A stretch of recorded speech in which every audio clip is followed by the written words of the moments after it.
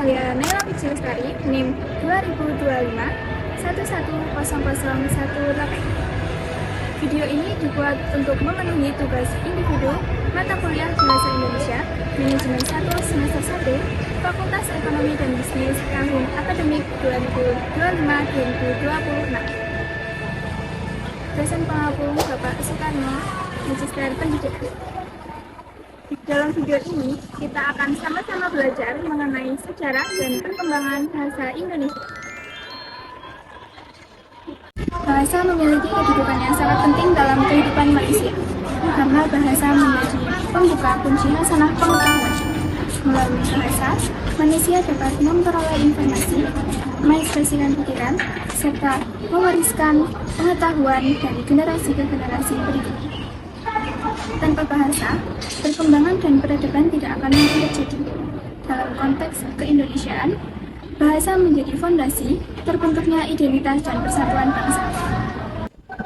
Sejarah bahasa Indonesia sendiri memiliki akar yang panjang.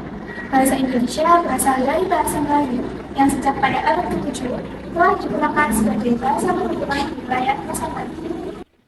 Pada masa itu, pedagang-pedagang dari berbagai daerah, kerajaan-kerajaan maritim, serta masyarakat dari berbagai latar budaya yang berbeda menggunakan bahasa Melayu untuk berkomunikasi. Bukti kuat penggunaan bahasa Melayu pada abad ke-7 dapat ditemukan pada Prasasti Kedukan Putih tahun 683 Masehi di Sumatera Selatan. Pada prasasti ini ditulis menggunakan bahasa Melayu kuno dan menunjukkan bahwa bahasa Melayu telah digunakan dalam konteks pemerintahan dan keagamaan. Hal ini membuktikan bahwa akar sejarah bahasa Indonesia telah tertanam sejak masa Sriwijaya, jauh sebelum bangsa Indonesia berdiri sebagai negara. Bahasa Melayu kemudian berkembang dan menyebar luas melalui pendidikan, perdagangan, dan penyebaran agama Islam. Karena sifatnya yang sederhana, tidak berjenjang, bersifat demokratis, dan mudah dipahami, maka bahasa Melayu dapat dengan mudah dipahami oleh seluruh lapisan masyarakat.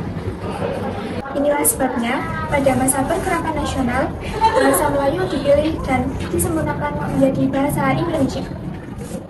Alasan pemilihan bahasa Melayu sebagai dasar bahasa Indonesia juga diperkuat oleh para ahli. Menurut Profesor Sukojo, bahasa Melayu dipilih karena telah menjadi bahasa pergaulan antar daerah dan dapat menyerap perkembangan zaman tanpa menghilangkan identitasnya. Karena itu, menurut Profesor Dr. Slamet Mulyana, bahasa Melayu sangat layak digunakan sebagai bahasa Indonesia karena sifatnya yang sederhana, demokratis, tidak berkonotasi federal, serta telah digunakan luas dalam pemerintahan dan perdagangan pada masa lampau. Dari sudut pandang histori dan sosial, bahasa Melayulah yang telah siap dijadikan sebagai bahasa persatuan bangsa. Pemerintah Belanda sendiri juga mengakui pentingnya bahasa Melayu dalam administrasi kolonial. Tepat pada 18 Mei 1918, bahasa Melayu diresmikan sebagai bahasa resmi kedua di Hindia Belanda berdampingan dengan bahasa Belanda. Pengakuan formal ini semakin memperkuat bahasa Melayu menjelang lahirnya bahasa Indonesia.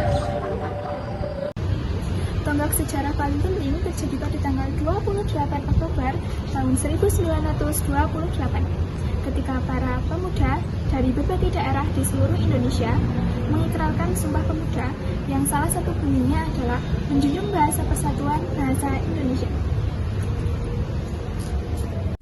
Pada 17 Agustus 1945, pada 18 Agustus 1945, Undang-Undang 1945 disahkan dan pasal 36 menegaskan bahwa bahasa negara ialah bahasa Indonesia.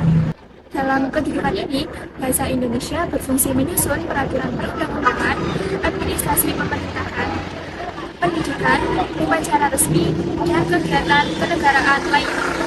Selain sebagai bahasa negara, bahasa Indonesia juga memiliki kedudukan sebagai bahasa nasional yang berfungsi sebagai alat pemersatu bangsa, lambang identitas negara, serta sarana pengembangan kebudayaan nasional.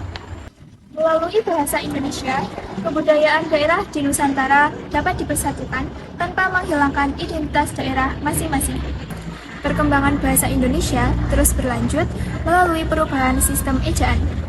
Dimulai dari ejaan Van Opuchen tahun 1901, kemudian ejaan Republik atau ejaan Sewendi tahun 1947, hingga ejaan yang disempurnakan atau EYD tahun 1972, dan akhirnya diperbarui menjadi PUBI tahun 2015 yang masih digunakan hingga sekarang.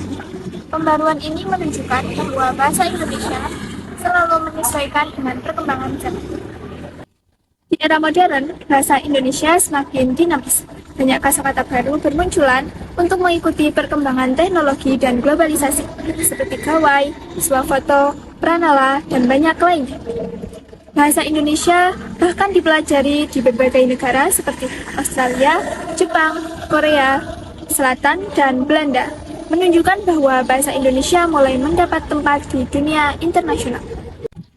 Melalui perjalanan panjang ini, dapat disimpulkan bahwa bahasa Indonesia bukan sekedar alat komunikasi, tetapi juga identitas dan jati diri bangsa. Bahasa ini lahir dari sejarah panjang sejak abad ke-7, diperkuat oleh Sumpah Pemuda, ditegaskan dalam konstitusi, dan terus berkembang sebagai bahasa modern. Sebagai generasi penerus, kita memiliki tanggung jawab untuk menjaga, menghargai, dan menggunakan bahasa Indonesia dengan baik dan benar sebagai wujud cinta tanah air dan kebanggaan terhadap bangsa. Semoga video ini dapat memberikan wawasan, menambah pemahaman, serta menumbuhkan rasa cinta kita terhadap tanah air Indonesia. Terima kasih. Wassalamualaikum warahmatullahi wabarakatuh.